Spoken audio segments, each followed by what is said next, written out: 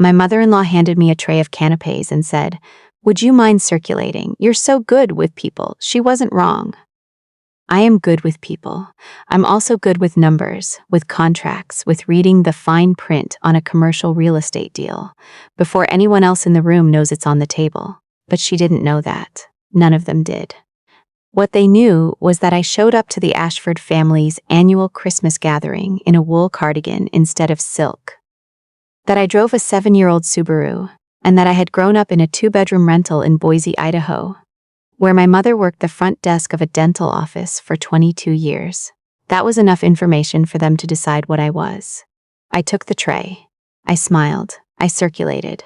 My mother, Nina, raised me alone after my father left when I was 4. She never talked about him with bitterness, just a kind of exhausted practicality, like describing a leaky faucet she had finally fixed. She worked early mornings and sometimes Saturday afternoons.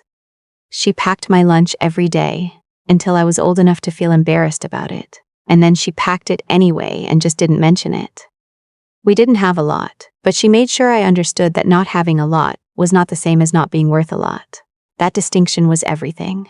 I got a full academic scholarship to Gonzaga University, studied accounting and finance, graduated second in my class, landed a job at a mid-sized commercial property firm in Seattle before my diploma was dry. I was 23. I was hungry in the way that only people who grew up watching their mother clip grocery coupons can be hungry. Not for recognition, just for footing. Solid ground. Something that couldn't be taken. That's where I met my husband. He was consulting for one of our developer clients, sharp and thoughtful, in a way I found disarming. He made me laugh on a Tuesday afternoon during a contract review meeting, which felt like a miracle. We dated for 2 years. He was from old money, not the showy kind, but the quiet kind. The kind that names buildings after dead relatives and never checks the price of anything. His family had been in the Pacific Northwest for 4 generations.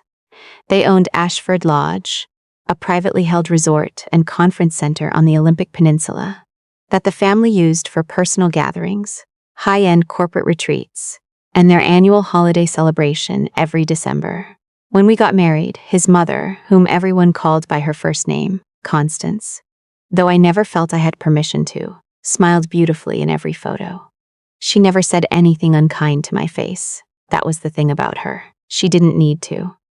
The first Christmas at the lodge, I helped carry serving dishes from the kitchen because it seemed like the right thing to do and no one stopped me. By the 3rd Christmas, I was being handed a list of dietary restrictions for the guest table.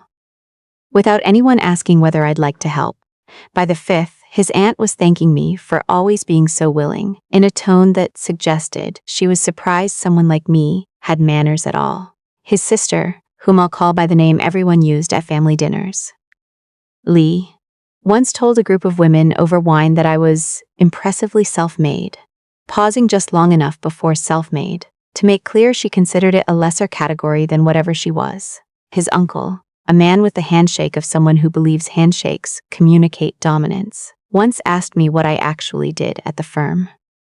When I explained commercial acquisitions, he nodded slowly and said, "So you're like the paperwork side of things?" I smiled. I always smiled. My husband would squeeze my hand under the table. He never corrected them. Once, I spent 3 hours on Christmas Eve arranging centerpieces in the lodge's main hall because the florist had delivered them unassembled, and Constance mentioned offhandedly that someone with an eye for detail should handle it. I had just flown in from a closing in Portland. I still had my laptop bag over my shoulder. I put it down. I arranged the flowers. When dinner was served, Constance thanked the staff for how beautiful everything looked. My husband said later that she probably just forgot. I told him I believed him. I did. That was the part that gutted me. Not that he was lying, but that forgetting me was so easy it happened by accident. There was a moment, maybe 2 years before everything changed, when Lee was talking about a property investment her husband was making, somewhere in Scottsdale. She asked the table if anyone had done commercial real estate deals in Arizona.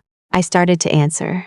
Constance's husband, a quiet man who had never once asked me a direct question in 6 years of holidays, began talking over me about a golf course he'd once looked at. The table shifted. I finished my sentence to no one. My husband looked at his plate. I went to the bathroom after that and stood in front of the mirror for a moment. Not crying, just looking at myself. I remember thinking, they have no idea. And then I thought, maybe I've been too comfortable with that. I had been doing well, better than well. I'd moved from acquisitions into investment partnerships, built a small but serious portfolio on the side. Boutique commercial properties, undervalued hospitality assets, a couple of conference centers that needed operational overhauls. I had a gift for seeing what a property could be before the numbers reflected it. My boss called it structural. What? Intuition. I called it paying attention. Around that time, a colleague of mine who had moved into hospitality consulting mentioned that Ashford Lodge had been quietly listed with a private commercial broker. Quietly, meaning the family hadn't made any public announcement. Quietly, meaning they were hoping to close quickly and without visibility. I didn't react. I asked one follow-up question. I took his card. What I learned over the next 3 weeks: the lodge had been mismanaged for the better part of a decade. Constance's husband, who had taken over operations from the previous generation, had made a series of decisions that looked confident and were catastrophic. An expensive renovation that went over budget by 60%. A failed expansion into a second property that they'd since abandoned, and a long-running dispute with the county over environmental permits that had cost them 2 operating seasons and significant legal fees. They had refinanced twice. They were now carrying debt that the property's current revenue couldn't service. They needed to sell. They just hadn't told the family yet. I retained a real estate attorney in Seattle.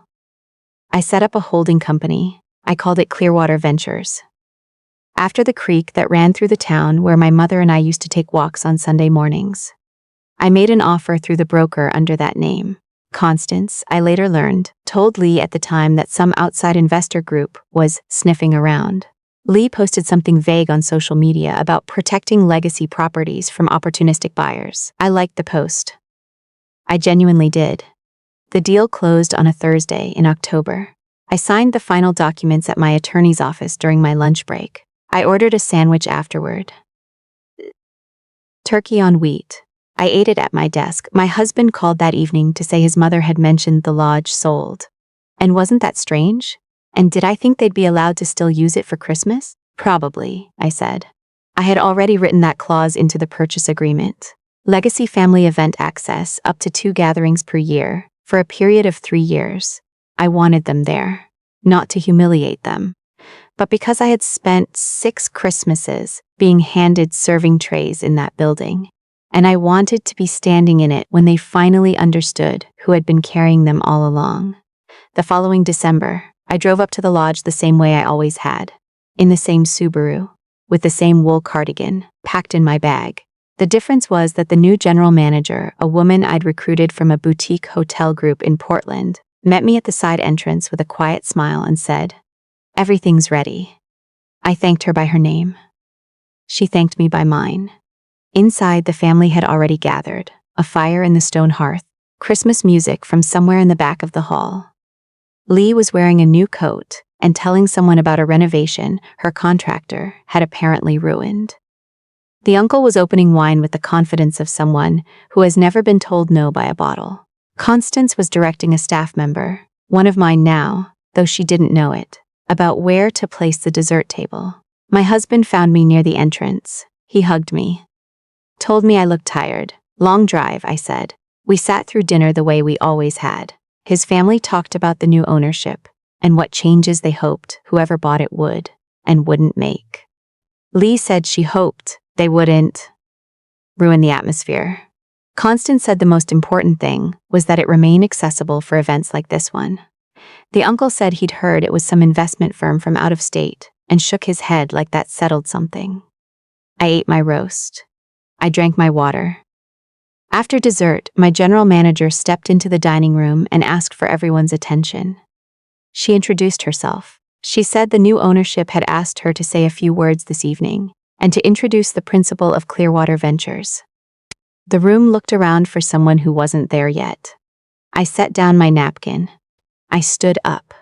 I don't remember exactly how long the silence lasted. I remember Lee's mouth opening slightly and not closing. I remember the uncle setting down his glass in a way that looked involuntary. I remember Constance's expression moving through several phases too quickly to name, and then stopping, very still, somewhere that looked like recalculation. My husband turned toward me completely. His face had gone somewhere I'd never seen it before. I didn't raise my voice. I didn't need to. The room was already quiet. I wanted to say this here, I said, because this room matters to me. It has for a long time, just not always in the way any of you knew. I looked around the table slowly. Clearwater Ventures acquired the lodge in October. I'm glad the transition has been smooth. I hope tonight feels the same as it always has. A pause. Almost the same. I sat back down. I picked up my water glass. No one spoke for a moment that stretched longer than any moment I've sat through in a conference room. And I've sat through some long ones. Then my general manager thanked everyone graciously, mentioned that a brief tour of the newly renovated East Wing was available after dinner if anyone was interested, and moved toward the kitchen as if she'd just made a perfectly ordinary announcement. Later, I stood on the back porch alone for a few minutes. Cold air, stars over the tree line. I could hear the family talking inside. Not what they were saying, just the sound of voices recalibrating. My husband came out after a while. He stood beside me and didn't speak for a long moment. How long? He finally said. The purchase closed in October. I started looking about 3 months before that. Why didn't you tell me? I thought about that question. I'd thought about it for months, actually, and I still didn't have an answer that was simple enough to say in the cold on a porch in December. Because every time I had something to say in that room, I said, no one was listening. And I got tired of announcing things that people weren't ready to hear. So this time I waited until they were. He didn't say anything to that. We stood there a while longer. He went back inside before I did. The next morning, Constance came to me before anyone else was awake. She was dressed already, which meant she hadn't slept. She sat across from me at the kitchen table with her hands folded and told me she'd like to speak frankly. I told her I'd appreciate that. She said she wanted to understand my intentions. She said she hoped this wasn't about, she paused here, grievances. I looked at her for a long moment. I wasn't angry. That surprised me a little. I had expected to feel something sharper, but what I actually felt was a kind of clarity. The same clarity I feel when I'm reading a complex lease and suddenly see exactly where the language matters. I told her my intentions were to run the lodge well, to hire locally, to restore the East Greenhouse to operational capacity, and to open the conference facilities to regional nonprofits at reduced rates 2 weekends per year. I told her a portion of annual revenue would fund a hospitality scholarship in my mother's name through the state community college system, directed at students who are the first in their families to pursue a 4-year degree. She listened to all of that. Then she said, and us, the family? You have 2 events per year for the next 3 years, I said. Same as anyone else who books this property. After that, we'll revisit. She nodded slowly. She looked like someone trying to locate the place in a conversation where she had misread the map and couldn't find it. I never meant, she started. I know, I said. And I did. That was the complicated part. She hadn't meant to make me feel like furniture. She just hadn't thought of me as anything else. Sometimes that's worse. The days that followed were quiet in the way the aftermath of weather is quiet. Lee sent me a long text about the history of the lodge and her family's emotional relationship to it, which I read once and did not reply to. Her husband, I later learned from my attorney, had been using one of the lodge's outbuildings for private storage without a formal agreement. Just a handshake deal from years back with the previous management. We sent a formal notice giving him 60 days to vacate. He left 35 days in. I donated the space to a local adaptive sports program that needed dry storage for equipment. The uncle, Constance's brother, who had been treating the lodge's wine cellar like a personal account for years, taking cases home after each family event under the assumption that some informal arrangement gave him the right, received an invoice from my operations manager for the last 4 years of undocumented withdrawals. He called it an insult. My attorney called it a demand letter. He paid it in installments over 4 months and never called it anything again. My husband and I went to couples therapy starting in January. We tried for 8 months. We were honest with each other in ways we hadn't been in years, and what we found underneath all that honesty was two people who had quietly grown in different directions and been too polite to say so. He wasn't a bad man. He just hadn't seen me, and by the time he started trying to, I had already spent years learning to see myself without his help. We filed in September. It was mutual. We were kind to each other throughout. He moved to an apartment in Seattle. We still text sometimes about books and the occasional piece of news we think the other one would find interesting. There is no bitterness. There is just the particular ache of something that was real and is over. My mother came to see the lodge in the spring. I hadn't told her much about the purchase in advance, just that I had something to show her. I drove her up on a Saturday morning when the rhododendrons along the access road were all in bloom.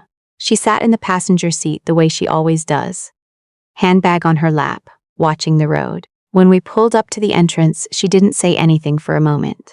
She looked at the building, then she looked at me. "This is yours?" she said. "This is ours," I said. We walked through together. I showed her the east greenhouse, now fully restored with a new irrigation system, and the first round of seasonal plantings already underway. I showed her the wall near the dining room entrance, where a small bronze plaque had been mounted. The Nina Castellano Hospitality Scholarship. Her name, etched there because she had earned it, even if no one had ever handed it to her. She stood in front of it for a long time. She didn't cry, which didn't surprise me, because she isn't a woman who cries often. She just put her hand on my arm and held it there. We had lunch in the dining room, at a table by the window overlooking the water. A server, one of my employees, a young woman working her way through community college, brought us coffee and smiled with the ease of someone who works somewhere she feels respected. My mother watched her and then looked at me and said quietly, "You made a good place." That was everything. I still come to the lodge most months for operational reviews. I walk the grounds with my general manager and talk about what's working and what isn't. I have stopped performing patience. I say what I think clearly and without apology. And because this is my property and my name is on the deed, no one hands me a serving tray to keep me busy. The staff knows who I am, not because I announced it loudly, but because I show up and I pay attention and I ask the right questions and I remember people's names and what matters to them. There are 3 students currently receiving the Nina Castellano Scholarship. One is studying hospitality operations. One is in accounting. One wants to open a restaurant. I met all 3 of them in February in a small conference room that Constance's husband once used to store broken patio furniture. We sat around a table together and I told them the only thing I know for certain, that no one is going to hand you a seat. But if you pay attention, and you work harder than they think you're capable of, and you stay patient long enough to outlast their assumptions, eventually you're not waiting for a seat anymore. You're deciding who gets to sit down. The lodge is quiet in the mornings. I learned that the hard way, 6 Christmases of arriving already tired and leaving more so. But when I'm there on my own terms, I notice things I never had the space to before. The way the light comes through the east windows just after 7. The sound of the creek from the back terrace. The smell of the greenhouse, warm and green and alive. The same way my mother's hands always smelled when she came home from tending the small plot she kept behind our rental house in Boise. She grew basil, mostly. And sometimes, in October, the last of the season's tomatoes. I have a kitchen garden behind the lodge now, tended by 2 part-time staff and 1 very committed volunteer who is 81 years old and has opinions about heirloom varieties that I find genuinely compelling. We grow basil. It was the first thing I planted. They never knew what they had standing in that room with them. Every December, carrying their trays and arranging their flowers and smiling at their jokes. They never thought to ask, and I spent a long time being grateful for that. Grateful to be invisible, because invisible meant I wasn't a threat, and not being a threat meant I could keep moving. But there's a cost to that kind of gratitude. It teaches you to take up less space than you've earned. It teaches you to wait for permission that was never going to come. I don't wait anymore. I haven't for a while now. And on the days when I walk through the main hall of this building, my building, with my name on the deed and my mother's name on the wall, I think about the version of me who first walked through those doors 7 years ago, holding a casserole dish I'd made from a recipe I'd looked up that morning because I wanted them to like me. She was trying so hard to fit into something that was never built to hold her. I would tell her, stop trying to fit. Start building. You're better at it than they are. You always were.